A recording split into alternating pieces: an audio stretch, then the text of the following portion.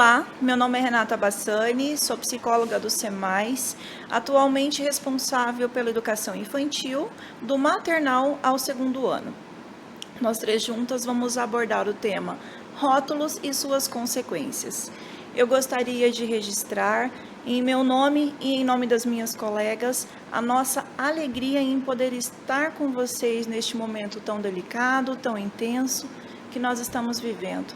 Inclusive que fará aí muita diferença em relação ao retorno dessas crianças ao sistema escolar.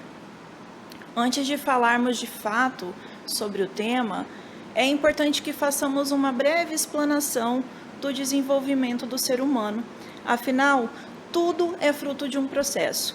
Então, eu preciso levar em conta toda uma trajetória, desde a concepção deste ser humano, pois ele carrega uma carga genética, emocional e inclusive inconsciente, que influencia com toda certeza em todo o seu processo de aprendizagem.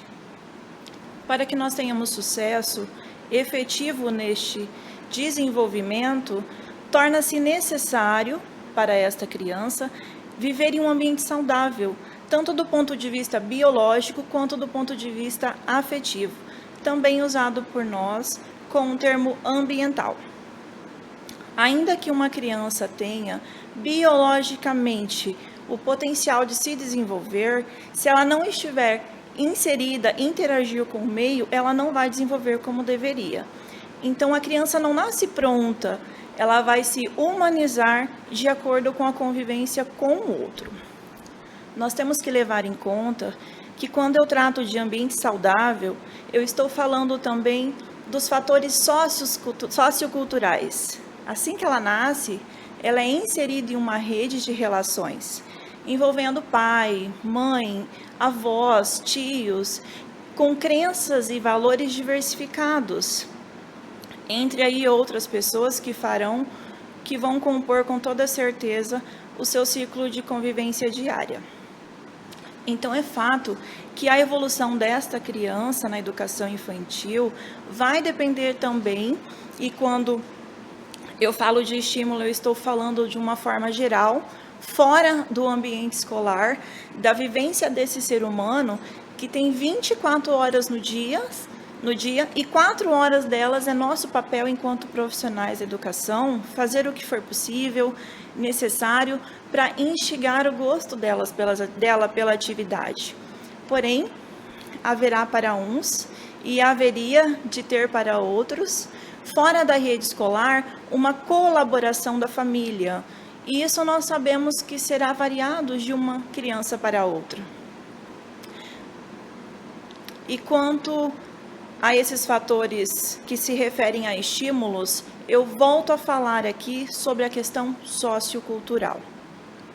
Nós temos famílias que irão dispor de tempo e de recursos necessários para ajudar no desenvolvimento desta criança, e teremos também famílias que, por sua vez, não vão possuir essa condição. Então, cada criança terá um tempo para aprender. Para facilitar o nosso entendimento, eu gostaria que vocês mentalizassem aí a imagem de um iceberg. Sendo a educação infantil a ponta deste iceberg. E toda a sua superfície, toda a parte submersa, nós temos um ser humano, que é constituído por comportamento, emoção e cognição. Então, vamos falar um pouquinho de cada um deles. Comportamento. O comportamento é um termo que caracteriza toda e qualquer reação do indivíduo perante o meio em que ele está inserido. Então, o comportamento consciente é aquele realizado logo após o processo de conhecimento. Quando nós passamos a ter noção disso, nós trabalhamos ação e reação. Aquelas frases que nós muito ouvimos, que são direcionadas aos nossos alunos. Você é muito bagunceiro. Nunca vi uma criança tão levada quanto você. Que menino teimoso. Essas frases são algumas das muitas que trazem fortes consequências negativas para a vida dessa criança. E para muitas, essa informação é tão objetiva, é tão direcionada, que elas passam a acreditar que são mesmos. E por consequência, nós teremos uma criança com dificuldade de aprendizagem por estar desestimulada. Quanto à emoção, emoção é uma sensação física e emocional que é provocada por algum estímulo. Então, pode ser um sentimento ou um acontecimento. Uma das teses mais conhecidas é a do psicólogo Robert Plutchik, que diz que o ser humano tem 8 emoções: confiança, alegria, tristeza, medo, raiva, surpresa, aversão e antecipação. Então, essa criança poderá chegar na escola com uma dessas, ou até mesmo com mais de uma ou 3. Tudo vai depender do relacionamento dela lá na área social dela. Não tem como eu dividir essa criança fora da escola e dentro da escola. Por isso, é importante que os profissionais conheçam um pouquinho mais sobre ela. E para fecharmos, o cognitivo. Cognitivo é uma expressão que está relacionado no processo de aquisição de conhecimento. A cognição envolve fatores diversos, como pensamento, linguagem, percepção, memória, raciocínio, etc., que fazem parte do desenvolvimento intelectual.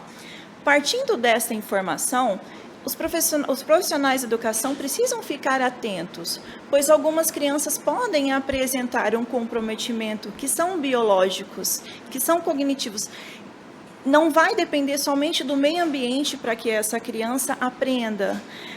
Assim, algumas técnicas que são direcionadas a essas crianças, iguais às demais, elas não vão surtir um efeito eficaz. Então, se essa criança não está aprendendo, ela será vítima, sim, dos rótulos e, por consequência, irá apresentar cada vez mais dificuldade, como será colocado pela minha colega de trabalho, Pamela.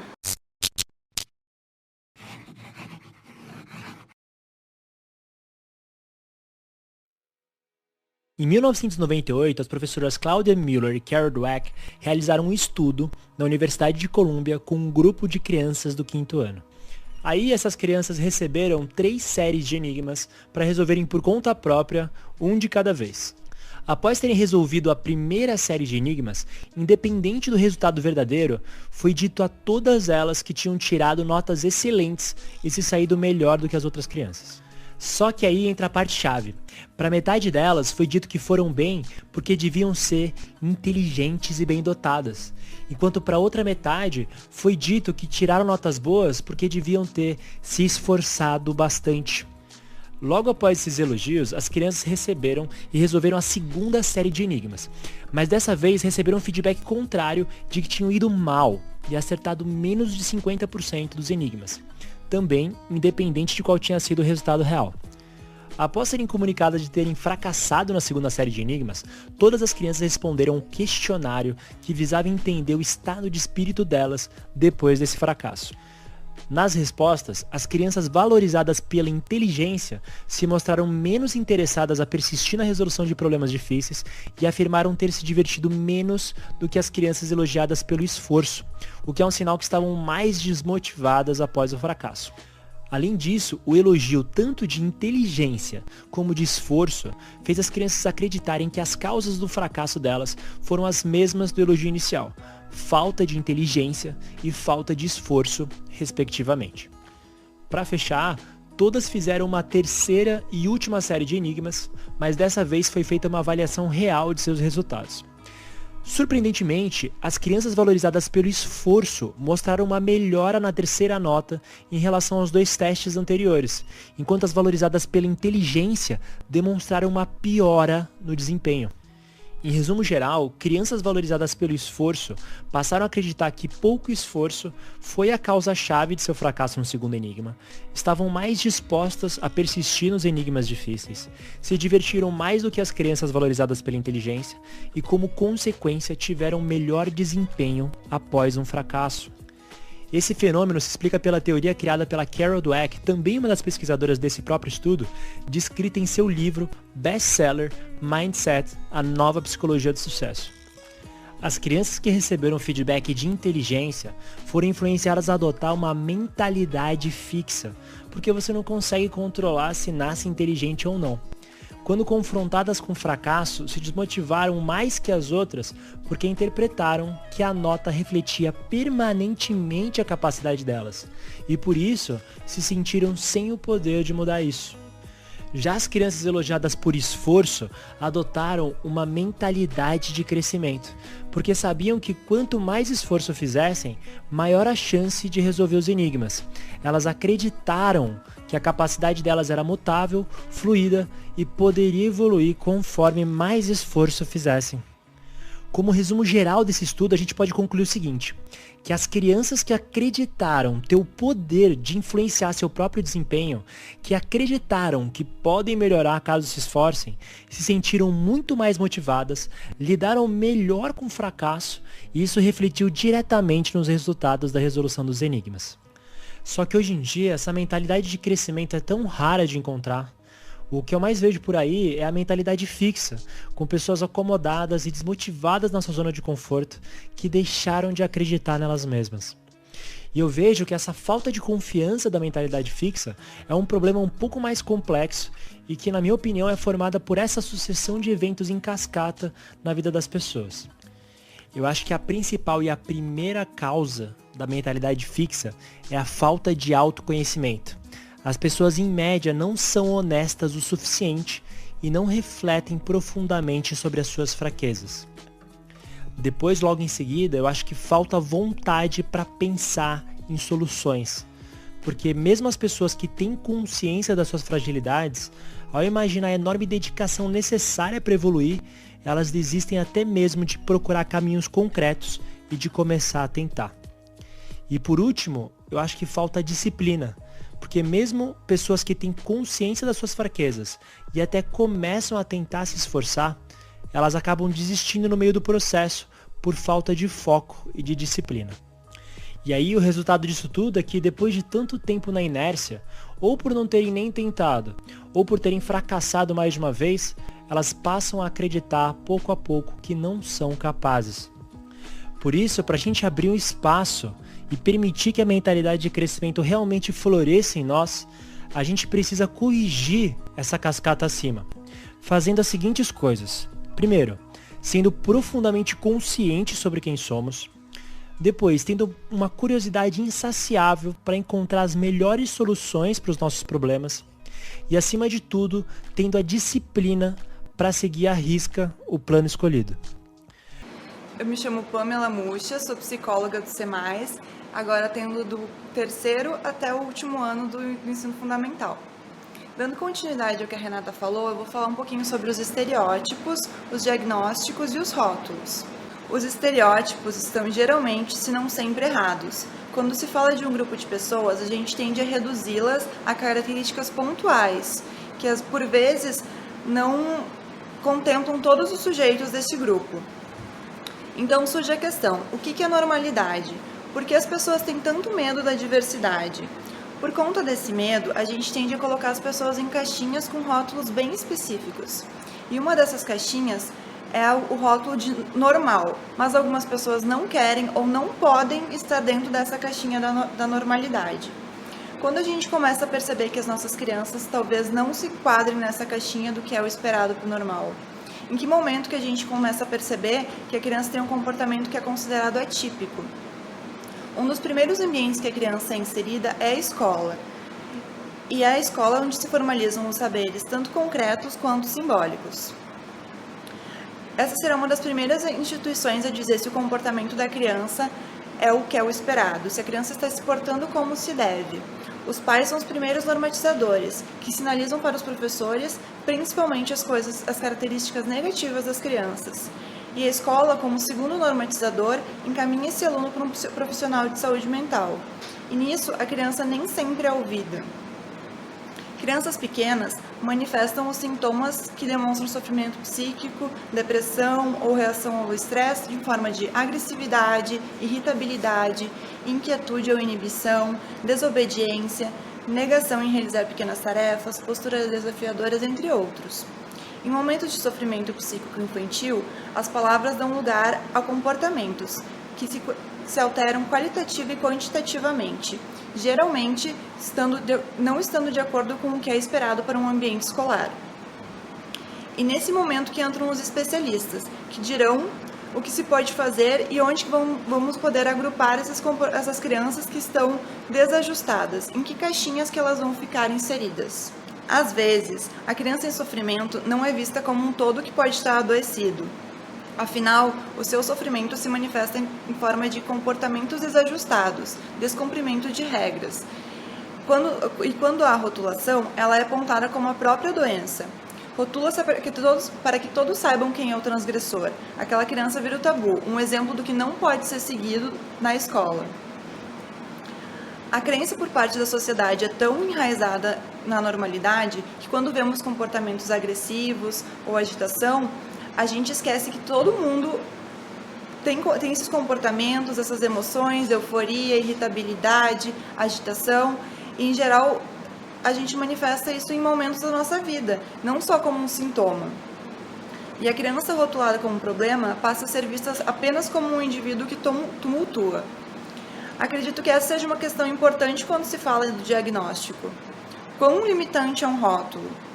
Em uma pesquisa realizada por Silvia Esther Hu em 2011, em 30 escolas municipais, foram observados que 80% dos professores se referiam a seus alunos como seu diagnóstico. Em uma citação literal de uma fala de uma professora que participou dessa pesquisa, isso fica bem claro. Vou ler a fala.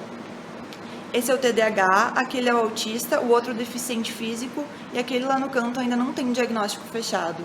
Eu acho que nem precisamos ir tão longe. Eu já ouvi essa fala em muitas salas de aula aqui e tenho certeza que as minhas colegas também. E por vezes a gente também acaba repetindo esse discurso que sobrepõe o diagnóstico à criança. Ela deixa de ser uma pessoa, ela deixa de ser a Pamela, a Renata ou a Cristiane. Ela vira a materialização dos sintomas, que dão ênfase nos déficits e a doença como uma âncora que impede o desenvolvimento da aprendizagem junto de outras crianças. O diagnóstico não pode virar um rótulo ou um estigma. Não podemos agrupar as crianças como sendo desajustadas e tornando-as indistintas e despersonalizadas. No Brasil, a educação inclusiva é tema há muito tempo, desde antes de 1994, com a Declaração de Salamanca, em 1996, com a Lei de Diretrizes e Bases da Educação Nacional, já se falava de inclusão na sala de aula. Mas o que nós temos hoje é uma educação muito homogênea, que gera uma pseudo-inclusão que, na verdade, inclui e causa sofrimento para as crianças que não conseguem se ajustar na sala de aula. O diagnóstico não pode servir como uma desculpa para o não desenvolvimento da aprendizagem. A partir do diagnóstico não se surge por um passe de mágica uma solução para um problema. É preciso do tratamento, é preciso de um plano especializado, de tentativas diferenciadas de ensino, para que aí sim esse diagnóstico tenha algum sentido. O diagnóstico não basta para resolver um problema, mas às vezes se usa dele para justificar os conflitos que essa criança causa em sala de aula. Precisamos tirar o foco dos sintomas, comportamentos ou deficiências e ver as potencialidades a serem desenvolvidas. Não podemos supervalorizar o diagnóstico, mas também não podemos ser indiferentes a eles. Devemos trabalhar os nossos preconceitos e passar a ver os seres humanos como um todo, aceitando suas limitações, independentes dos rótulos enunciados. Até agora eu falei de rótulos negativos. Isso então significa que se eu chamar uma criança de boazinha, inteligente, calma, ela vai passar a ser? Todos nós somos múltiplos, somos plurais. Podemos ser várias coisas. E quando a criança recebe um rótulo, ela passa a responder de uma forma engessada a diversas situações. Então a criança acaba ficando aprisionada e sofrendo porque ela sempre tem que ser boazinha, ela sempre tem que ser inteligente, ela sempre tem que ser calma. Em um estudo publicado no periódico Psychology Science, mostrou que ressaltar a qualidade das crianças pode fazer com que elas trapaceiem. Durante a pesquisa, grupos de crianças de 3 e 5 anos foram orientadas a fazer uma prova e havia a fala não vale colar. Aquelas que eram o tempo todo elogiadas por sua inteligência foram mais propícias a colar, mas por quê? Porque elas queriam corresponder às expectativas que eram colocadas nelas. Então elas colavam fazendo de tudo para conseguir corresponder à expectativa de que elas eram inteligentes, até trapacear. Isso remete um pouco ao vídeo que a gente viu no início, onde as crianças que eram elogiadas como inteligentes não se saíam tão bem nas atividades quanto as crianças que eram elogiadas pelos seus desempenhos. Mas o que a gente pode fazer então em relação a tudo isso? Uma das principais dicas é focar na atitude da criança e não na criança em si. Por exemplo, focar num comportamento. Se a criança não consegue, tá bagunçando, em vez de chamar ela de bagunceira, chamar ela para mostrar o que está errado, o seu material não está legal, o que está acontecendo aqui, está percebendo que está diferente do que devia estar. E fazer com que a criança perceba o que ela fez de errado sem ter que chamar ela de bagunceira, arteira, essas coisas assim. Descrever o comportamento da criança é uma forma dela entender o que está acontecendo. Em vez de chamar uma criança de mal educada, falar para ela, quando você grita, eu não consigo ouvir o que as outras crianças estão falando. Assim a criança entende que o que ela está fazendo de errado é gritar, não que ela é uma criança que não é, que está inapropriada, que está fazendo, que é errada, e sim o comportamento dela que é errado. Também podemos focar nas consequências. Por exemplo, se uma criança em uma atividade derrama cola na mesa, em vez de chamar ela de desastrada, desatenta, é muito mais fácil apenas dar um pano para ela, um papel, para que ela limpe a sujeira. Aí ela vai aprender com a consequência daquele ato dela. Se ela repete esses comportamentos, ela vai ter que limpar. Isso faz com que ela aprenda sem ter que chamar atenção para algo, dar um rótulo errado para ela. É o que já dizia Maria Montessori. Um erro meu apontado por mim mesmo gera frustração e se refaz. Um erro meu apontado pelo outro causa desmotivação. A gente tem que ter sempre em mente que os rótulos são uma maneira de interpretar uma situação. Não são verdades absolutas. O que para uma pessoa, uma criança pode ser teimosa, para outra ela pode ser determinada no mesmo comportamento. Depende de como a pessoa avalia essa ação. Eu vou repetir o que eu já disse antes. A gente precisa ter crianças como um todo. Nossos alunos são complexos, múltiplos e inteiros. Uma vez que a gente rotula uma pessoa, a gente muda de opinião em relação a ela e passa a agir diferente com ela. Em resumo, os rótulos são apenas interpretação de comportamentos. Agora, seguindo com o conteúdo, a psicopedagoga Cristiane vai falar um pouco sobre os rótulos em sala de aula. Olá, eu sou Cristiane Moreira, eu sou psicopedagoga do SEMAIS, eu trabalho na avaliação e intervenção com as crianças especiais do município de Sorriso. Estou vindo aqui hoje dar continuidade ao trabalho e formação aos estagiários que nós atendemos dentro da nossa rede municipal. Dando continuação ao assunto dos rótulos, eu quero falar com vocês as consequências dos rótulos na aprendizagem. A criança que não tem o diagnóstico fechado, a maioria delas que tem os rótulos mais específicos, mais identificados por médicos especialistas, a gente consegue lidar com essa situação, sabendo que ela já tem um diagnóstico. E através desses diagnósticos, nós rotulamos algumas crianças. Eu vou falar nós, porque todos nós acabam rotulando alguma criança em consequência de algum comportamento. Por exemplo, uma criança rotulada que ela é difícil, a criança rotulada que ela é mal educada, a criança rotulada como é agitada, uma criança que não consegue aprender, a gente acaba rotulando como uma criança burra, parece que vive no mundo da lua, aquela criança é agressiva, a gente acaba rotulando algumas características, alguns comportamentos dessas crianças. Então, nós temos que saber que esses rótulos geram uma consequência no cognitivo, na aprendizagem dessas crianças. Então, temos que observar e de que forma podemos aprender e ensinar essas crianças, tirando esses rótulos que podem ter um bloqueio no desenvolvimento delas. O primeiro passo quando a gente vai trabalhar com uma criança especial, independente de ser estagiário, professor ou algum profissional da área, o correto é a gente conhecer essa criança no ambiente dela, ambiente escolar, não no ambiente familiar. Sim, que isso agrega muito à estrutura familiar, para a gente saber lidar com a situação, com a criança, a gente saber da estrutura familiar. Mas, porém, a gente tem que conhecer o diagnóstico da criança, o desenvolvimento dessa criança pedagógico, quais as habilidades que ela desenvolveu, quais as dificuldades que ainda estão barrando o desenvolvimento dessa criança. Quando a gente chega numa instituição e vai trabalhar com uma criança autista, uma criança com deficiência intelectual, com comorbidade com TDAH, ou com dislexia, TDAH, dislexia, alguma comorbidade associada, a gente tem que pegar, conversar com a equipe escolar, saber como é o histórico, o desenvolvimento dela, olhar na pasta, pegar todos os relatórios de desenvolvimento, o que ela conseguiu atingir, o que ela não conseguiu, conhecer o diagnóstico, estudar, porque a gente não sabe tudo. Tudo que chega novo para nós, a gente tem que começar a aprender. Se chegou uma criança autista, então vamos estudar quais as possibilidades, as habilidades e o que nós podemos fazer enquanto profissional. Eu vou apresentar para vocês 3 partes de um filme, Como Estrela na Terra. Esse filme é muito bom para a gente fazer uma reflexão de que forma a gente trabalha com essas crianças, o que a gente erra e onde a gente tem que acertar. A primeira parte do filme é a reunião, é o primeiro momento que os pais recebem um rótulo do filho, porque até então a criança não tinha diagnóstico. A criança foi rotulada pela equipe escolar, que infelizmente no nosso mundo isso acaba acontecendo, né? E a criança foi rotulada e é passada para os pais de que forma que foi essa rotulação. Então vamos agora assistir a primeira parte do vídeo e logo daremos sequência.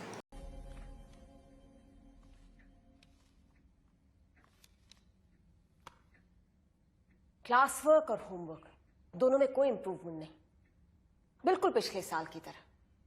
Books are still his enemies. पढ़ना लिखना जैसे पनिशमेंट हो। इसकी इंग्लिश की हैंडराइटिंग कभी कभी रशियन जैसी लगती है।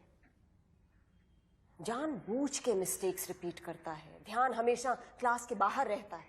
All the time asking for permission to go to the toilet. I'm thirsty, I want to do susu. Thirsty, susu. Thirsty, susu. Disturbs the whole class with his silly pranks. और आपने इसके एग्जाम पेपर्स देखे होंगे, हर सब्जेक्ट में अंडे उबाले हैं।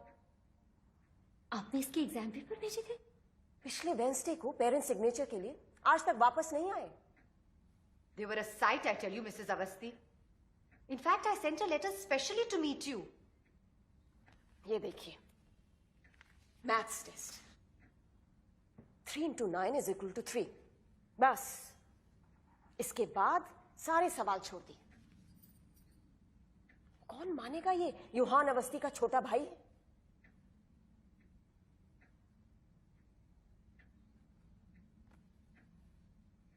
मिस्टर अवस्थी, यस। वैसे भी थर्ड स्टैंडर्ड में आपके बेटे का ये दूसरा साल है। अगर ऐसे ही चलता रहा तो आई एम सॉरी, मैं आपकी कोई मदद नहीं कर पाऊंगी। शायद इसे कोई प्रॉब्लम है। क्या मतलब? शायद वो कुछ बच्चे बदनसीब होते हैं और ऐसे बच्चों के लिए अलग से स्पेशल स्कूल्स भी होते हैं।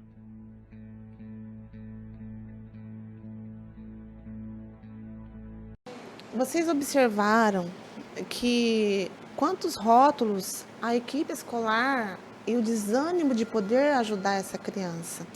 Ela não consegue aprender, ela apresenta um retardo mental, e que ela não é aluno para a escola do ensino regular, que ela não vai conseguir desenvolver suas habilidades. Quantos rótulos, enquanto a gente não sabe, enquanto a gente não estuda, enquanto a gente não aprende, a gente não rotula uma criança. E o que acontece com esse rótulo? Esse rótulo vai barrando mais o desenvolvimento dessa criança. Ela está com atraso na aprendizagem, ela tem um comportamento de autorregulação, ela tem uma agressividade, sem motivação para estudar. E isso acontece com as nossas crianças especiais. Quando a gente pega uma criança especial e que a gente rotula que ela é incapaz de aprender, a gente cruza os braços e sabe que aquilo lá não vai acontecer. Por isso que nós temos que saber das habilidades para poder ajudar essa criança enquanto profissional. Quanto mais a gente afasta a criança do seu aprendizado, mais característica de atraso, comportamento de autorregulação, que é aquela criança agitada, hiperativa, aquela agressividade, aquela sem motivação de estudar. Todas essas características, todos esses rótulos, atrás dele tem algo, está vindo, é consequência de algo que está vindo, que a gente tem que descobrir o que é. O que está gerando esse comportamento? Antes de rotular, nós temos que entender por que está acontecendo. Por isso que eu gosto de falar muito do controle inibitório. Quando nós estamos aqui, eu falando, você estudando, ouvindo o que eu estou dizendo, a gente está trabalhando nosso controle inibitório. O que é o controle inibitório? É o tempo que nosso cérebro para poder processar as informações, as tarefas que a gente recebe. É onde a gente tem nosso autocontrole de pensar, resolver e executar. Esse é o nosso controle inibitório. Imagina uma criança que está rotulada de incapaz. Como que fica o controle inibitório dela? O controle inibitório dessa criança, ela fica travada, ela sabe que ela é incapaz. Então, se a gente estimular esse controle inibitório que ela consegue fazer, que ela consegue executar, mudar a forma de ensinar, a forma de lidar com essas dificuldades, a gente vai poder trabalhar o controle inibitório não só nas crianças que têm alguma dificuldade, em nós mesmos. A partir da hora que a gente pega algo difícil, a gente tende a se assustar. Mas aí é onde a gente para o nosso autocontrole inibitório. Se a gente parar e esperar, isso não vai acontecer. Então a gente tem que agir, tem que fazer para poder executar. A gente tem que modificar o nosso modo de como vai fazer esse controle inibitório trabalhar. A segunda parte do filme, essa criança troca de escola, é quando desistimos de algo que está sendo difícil. A primeira parte do filme fala quando ela é rotulada pelos professores e dizendo que ela não é aluno da escola, que ela tem que ir para uma escola especial. O segundo filme, quando troca de escola, quando pega professores despreparados para lidar com uma situação difícil, quando a gente pega alguém que não tem um conhecimento ou aquela persistência, vai gerar esse comportamento dessa parte desse vídeo que você vai ver agora. A noun is a naming word, a pronoun is used instead of a noun, an adjective describes a noun, a verb describes the action of a noun, an adverb describes the action of a verb. A conjunction joins two sentences together, a preposition is used to describe the relationship between a noun and a pronoun, and an interjection is a word thrown in to express feeling. Have you got it, Mr. Ishan Nandakishore Avasti?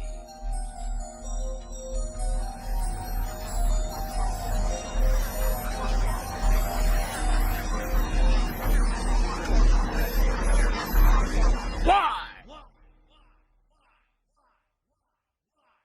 Why can't you? Idiot! Why can't you?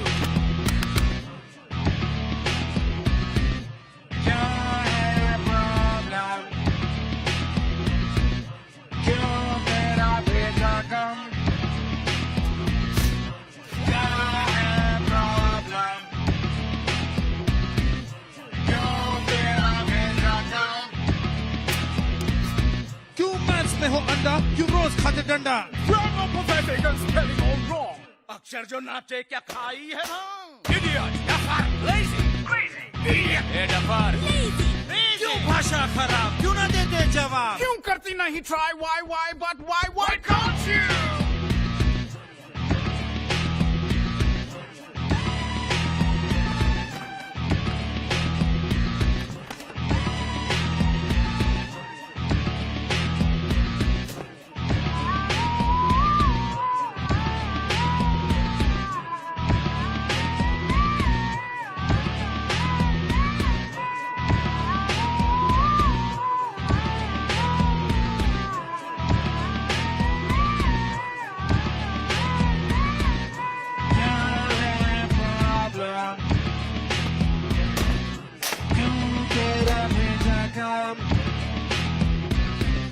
क्यों रहते फिर जल्दी, क्यों hand writing रहती, क्यों होमवर्क अधूरा, क्यों ध्यान नहीं पूरा?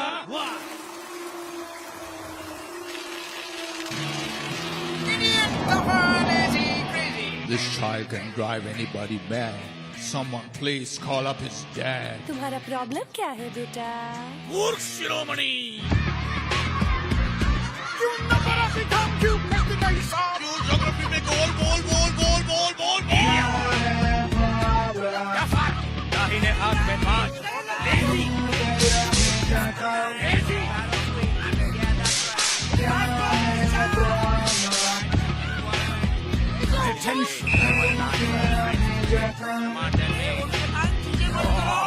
Idiot!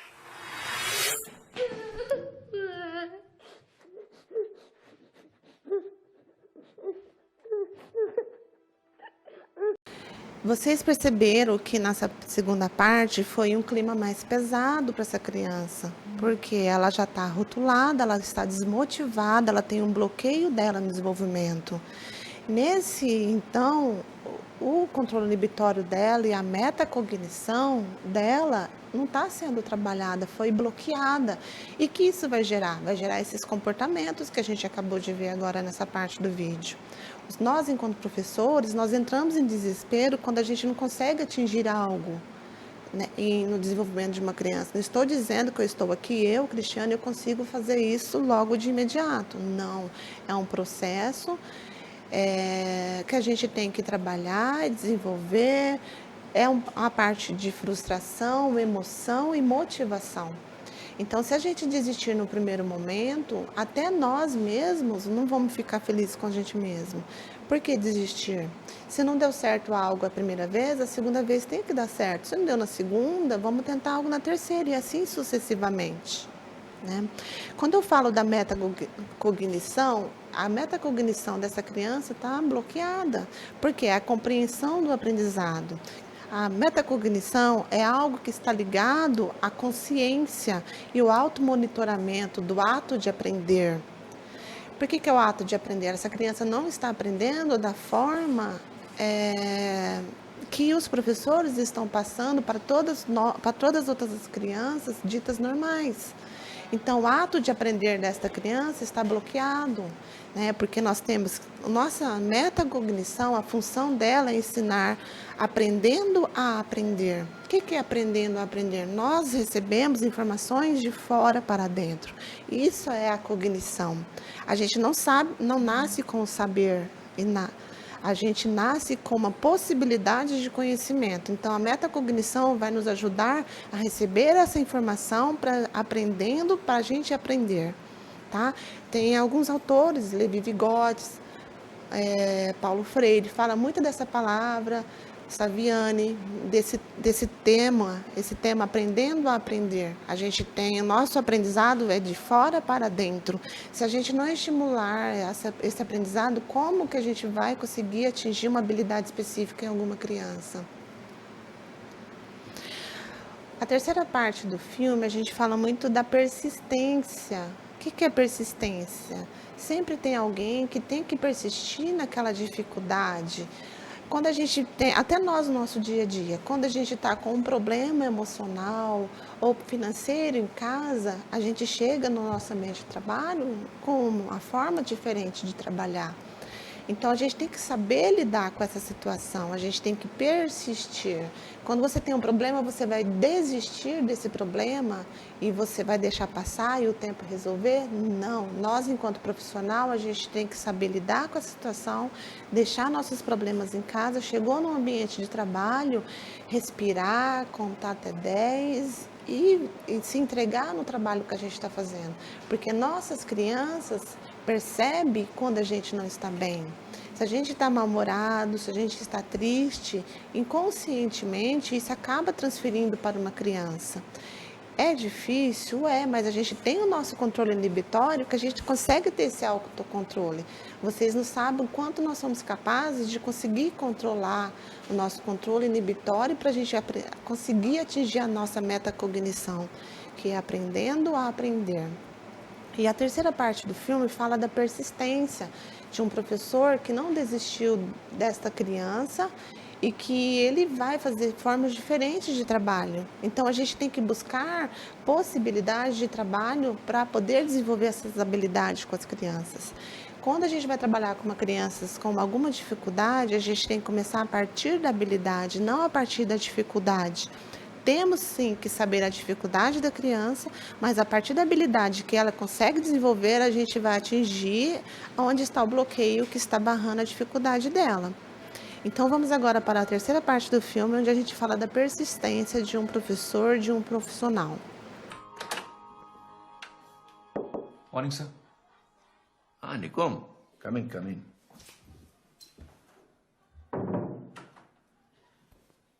सर मुझे एक स्टूडेंट के बारे में बात करनी थी। ईशान अवस्थी 3rd D, नया स्टूडेंट है। I know. दूसरे टीचर्स की भी कंप्लेंट आ गई है। बैठो। हमें नहीं लगता कि वो साल भर भी टिक पाएगा। नहीं सर, वो बड़ा अक्लमंद बच्चा है। उसे बस रीडिंग राइटिंग की थोड़ी तकलीफ है। आप तो जानते होंगे डिसलेक्सिया के बारे में। आई सी। हाँ, यस सर। तुमने तो हमारा काम आसान कर दिया निकुम। सोच रहे थे कि उसके फादर से क्या कहेंगे। बच्चा ट्रस्टीज की थ्रू है, यू सी। गुड। तो फिर स्पेशल स्कूल ही सही जगह है उसके लिए, क्यों? No sir, he is a child with above average intelligence.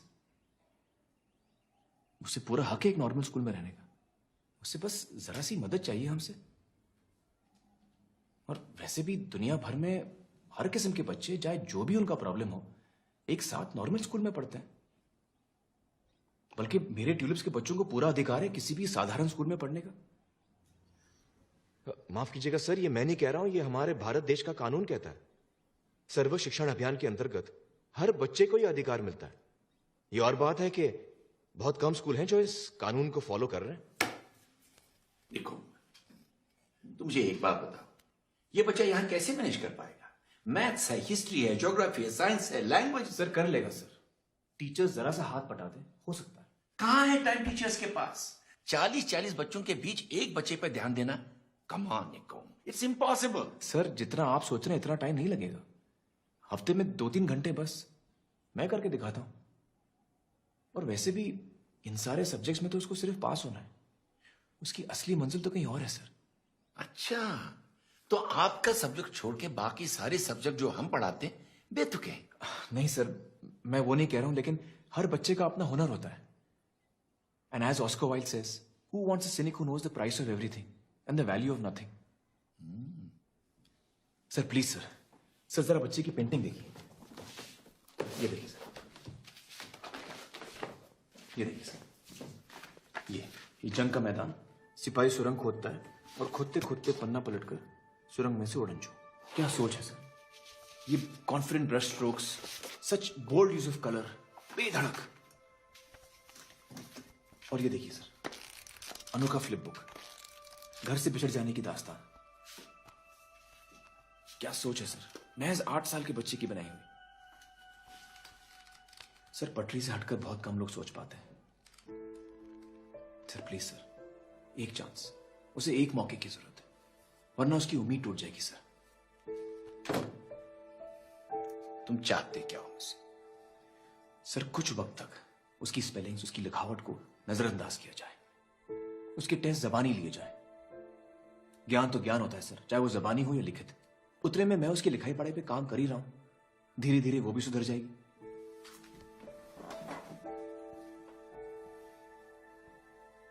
पता नहीं, टेम्परेरी टीचर की बातों में आकर कहीं हम परमानेंट डैमेज ना कर बैठे। Vocês viram que nessa terceira parte o professor deu dicas para o diretor, para todos os professores trabalhar com essa criança. Se a criança não tem uma leitura, não tem uma escrita, então vamos trabalhar de forma oral. Se a criança não tem uma coordenação motora fina adequada, vamos procurar atividades específicas para desenvolver essa coordenação, né? Quando a gente trabalha com uma criança, Como que é a nossa escrita? A nossa escrita começa da esquerda para a direita. Se a criança não tem leitura, não tem a escrita, nós temos que fazer atividade de coordenação motora fina sempre da esquerda para a direita. Se a criança não atingiu ainda a leitura, vamos trabalhar de forma oral com essa criança. Se ela tem dificuldade na coordenação motora ampla, vamos fazer atividade específica de desenvolvimento motor dessa criança. Então, temos que buscar possibilidade e persistir de que forma a gente vai poder ajudar o desenvolvimento desta criança.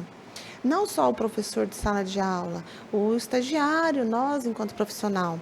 Às vezes a gente não vê uma dica que o outro vê.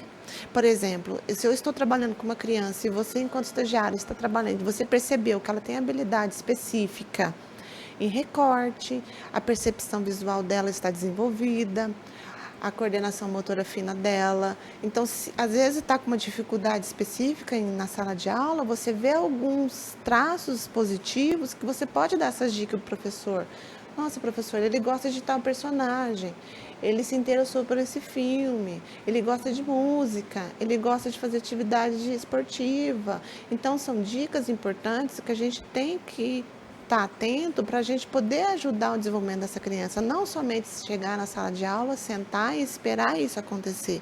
É um trabalho em equipe, enquanto escola, enquanto professor, enquanto estagiário. Então, a comunidade escolar tem que se juntar e poder ajudar essa criança. Quanto mais a gente ficar esperando acontecer, mais barreiras vão aparecer. E para vocês eu gostaria de dar umas dicas de como a gente poderia desenvolver um trabalho legal com essa criança. São 7 dicas, por enquanto, né? Mas no decorrer da nossa formação, a gente vai ter mais informações que eu espero poder ajudar vocês. A primeira dica que eu falo para vocês, enquanto estagiário, enquanto profissional que trabalha com a educação, não só com a educação especial, mas também com as crianças ditas normais. Tudo que a gente faz, a primeira dica, a gente tem que gostar do que faz. Se a gente for trabalhar em um ambiente por dinheiro, somente pelo trabalho, o nosso trabalho não vai ser efetivo e elaborativo. Para a gente trabalhar com crianças especiais, a gente tem que gostar do que faz. Se a gente não gostar, você pode ter certeza que isso não vai ser um bom trabalho. A segunda dica, paciência. Trabalhar com crianças com alguma dificuldade, com alguma especificidade, a comorbidade associada, não é fácil. E se não tivermos paciência para lidar com essas dificuldades, como que a gente vai trabalhar conosco mesmo? A gente vai dar uma travada enquanto profissional, então a gente tem que ter paciência, tá? A terceira dica, sabedoria. A gente tem que ter sabedoria e discernimento para poder lidar com a situação do dia a dia. Tem dias que vai estar um comportamento normal, tem dias que vai estar apresentando um comportamento disruptivo, de autorregulação. Então, a gente tem que ter sabedoria em lidar com diversas situações, tá? Sabedoria de lidar com nossas frustrações enquanto profissional. Autocontrole, por isso é que eu gosto muito de falar do controle inibitório. A gente tem que ter autocontrole. Eu sei que tem dias que a gente está com paciência, tem dia que não, tem dia que a gente está triste, mais feliz. Então, enquanto a gente está desenvolvendo um trabalho, a gente tem que ter esse autocontrole, a gente tem que exercitar o nosso controle inibitório. Ele está ali, a gente tem que estar desenvolvendo essa área do autocontrole. Estudar. A gente pegou uma criança especial, a gente tem que pegar o laudo dessa criança, a passo de desenvolvimento dela, e a gente tem que estudar o que eu posso fazer, tá?